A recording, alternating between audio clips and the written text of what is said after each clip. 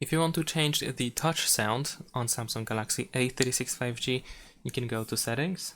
Next in the Settings, go to Sounds and Vibration. And then over here you should be able to go to System Sound.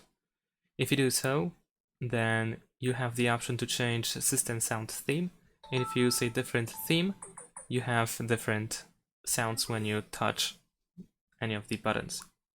And that is essentially it. Thanks for watching, leave a like and subscribe to my channel, and see you in my next videos. Bye!